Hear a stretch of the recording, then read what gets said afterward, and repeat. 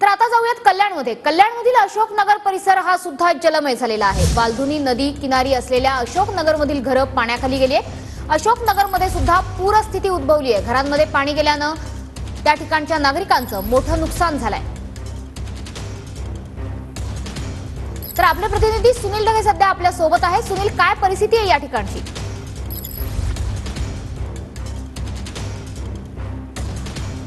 अगदी बरोबर आहे। मी सध्या कल्याणच्या वालधुनी नदी परिसरामध्ये उभा आहे आणि आपण पाहू शकतो की वालधुनी नदी परिसरामध्ये राहणारे जे रहिवासी आहेत, या ठिकाणी वालधुनी नदीचा जो पाण्याची पातळी ती वाढली, मोठ्या प्रमाणात वाढली असून ही जी घरं आहेत ही पूर्णपणे नदीच्या पाण्यामध्ये या ठिकाणी गेलेली दिसून येत आहेत। तर दुसरीकडे या नदीच्या किनाऱ्यावर असलेल्या अनेक नागरिकांना सतर्कतेचा इशारा देत नदीच्या बाजूने सुरक्षित ठिकाणी जाण्यास सांगितलं, तर मात्र या ठिकाणी अजूनही काही कुटुंब या घरामध्ये असल्याचं चित्र या ठिकाणी दिसून येत आहे।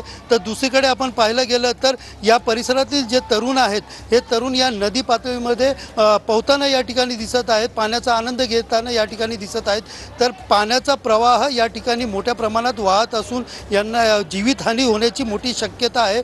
एकंदरीत अनेक परिसरामध्ये पाहिलं गेलं तर सखल भागामध्ये आज सकाळपासूनच मुसळधार पावसामुळे पाणी साचत होतं, मात्र त्यानंतर उल्हास नदी असेल, वालधुनी नदी असेल, या दोन्ही नदीचा पाण्याची पातळी अचानक वाढली आहे आणि त्यामध्ये सायंकाळच्या वेळेला भरती देखील होत आहे आणि या भरतीमुळे पाण्याचे मोठ्या प्रमाणात लोकांच्या ज्या आहेत नागरिक आहेत, या नदीच्या किनाऱ्यावरती राहणारे जे लोक आहेत त्यांच्या घरामध्ये पाणी शिरताना दिसत आहेत।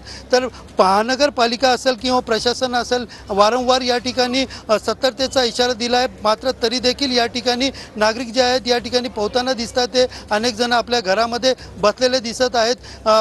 पाऊस जो आहे तो मुसळधार पडत होता, मात्र आता पावसाने थोडी विश्रांती घेतली आहे। पावसाची रिपरिप ही सुरू आहे। अनेक सखल भागामधला पाण्याचा निचरा जो आहे तो होताना दिसून नक्कीच। त्यामुळे कल्याणमधल्या वालधुनी नदी किनारी असलेल्या अशोकनगरमध्ये ही पूरस्थिती उद्भवलेली आहे। धन्यवाद या सविस्तर माहितीबद्दल।